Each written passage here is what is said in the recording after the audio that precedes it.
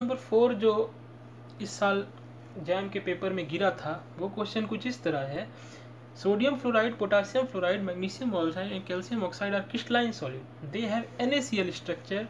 There lattice energy varies in the order. तो यहाँ पर 4 ऑप्शन दिया हुआ है और क्वेश्चन पूछता है कि आपके पास 4 क्रिस्टलाइन कंपाउंड है, ठीक है, और सब चारों का NaCl स्ट्रक्चर है, तो इसमें लैटिस एनर्जी का ऑर्डर बताइए। तो इस तरह के क्वेश्चंस को सॉल्व करने का तरीका, बहुत ही आसान तरीका मैं आपको बताने जा रहा हूं। तो बेसिकली आप यहाँ पर दो कंसेप्ट, दो चीज को ध्यान रखेंगे। पहला है कि इस तरह लैटिस एनर्जी के क्वेश्चन को सॉल्व करने का जो पहला चीज आपको ध्यान में रखना है वो है कैटायनिक चार्ज। पहला चीज आपको जो याद रखना है दैट इज कैटायनिक चार्ज, ठीक है। और दूसरा जो चीज याद रखना है size difference cationic and anionic charge, या नहीं, आयनिक रेडियस डिफरेंस। तो इसको मैं एक एक करके समझाऊंगा, याद रखिएगा ये दो चीज पे आपको ये पूरा क्वेश्चन सॉल्व किया जा सकता है। तो पहला है कैटायनिक चार्ज, पहला डिसाइडिंग फैक्टर है कैटायनिक चार्ज। अगर कैटायनिक चार्ज से आप डिफाइन नहीं कर पा रहे हैं आंसर, तो फिर आपको उसको कैटायनिक और एनायनिक का आयनिक रेडियस का डिफरेंस को देखना है। तो पहला चीज ये बोलता है कि इससे हमको ये याद रखिए कि जितना ज्यादा कैटायनिक चार्ज होगा कोई भी क्रिस्टलाइन सॉलिड में, जितना ज़्यादा मेटल का कैटायनिक चार्ज बढ़ेगा उसका लैटिस एनर्जी उतना ज़्यादा होगा। तो अगर आपके पास +3 है, +2 है और +1 है और तीनों का मेटल कैटायन का चार्ज डिफरेंट है, ज़्यादा से कम या कम से ज़्यादा के ट्रेंड में है, और आपको आंख टिक मारने बोल रहा है कि कौन सा राइट आंसर, तो आंख बंद करके आपको इस ऑर्डर में टिक मार देना है।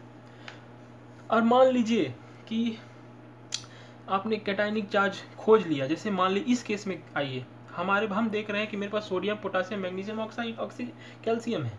तो आप बताइए सोडियम और पोटासियम तो अल्कली मेटल में है, मैग्नीशियम के अल्कलाइन अर्थ मेटल में है, तो ऑब्वियस है यहाँ पर सोडियम का और पोटासियम का क्या चार्ज है +1, और मैग्नीशियम और कैल्शियम का क्या चार्ज है +2। तो ऑब्वियस है हमको ये पता चल गया कि मैग्नीशियम और कैल्शियम का जो क्रिस्टलाइन सॉलिड है उसका सोडियम पोटासियम के से ज़्यादा मेल्टिंग पॉइंट होगा, लेकिन इस दो ऑप्शन में आपका सोडियम और पोटासियम का मेल्टिंग पॉइंट ज़्यादा बचा जा रहा है। तो अब हमको ये पता चल गया कि भैया ये दोनों ऑप्शन तो गलत है। यहाँ से मैंने डिफाइन कर लिया कि ये दोनों ऑप्शन तो गलत है। अब जो भी आंसर है वो आपका ए और बी में है। तो हम लोग बीच मझधार में फिर फंस गए कि भाई कैल्शियम का ही +2 चार्ज, मैग्नीशियम का ही +2 चार्ज, तो इनमें अब कैसे डिसाइड करें। यहाँ तो टैली कर गया, दोनों का +2 चार्ज है। तो अब हमको जो दूसरा डिसाइडिंग फैक्टर जो देखना है वो कैटायनिक और एनायनिक चार्ज का डिफरेंस। याद रखिए कैटायनिक और एनायनिक का जितना ज़्यादा आयनिक रेडियस का डिफरेंस होगा उसका लैटिस एनर्जी क्या होगा, उतना ज़्यादा होगा। फिर से मैं बोल रहा हूँ कि कैटायन और एनायन का आयनिक रेडियस में जितना ज़्यादा डिफरेंस होगा उसका लैटिस एनर्जी उतना ज़्यादा होगा।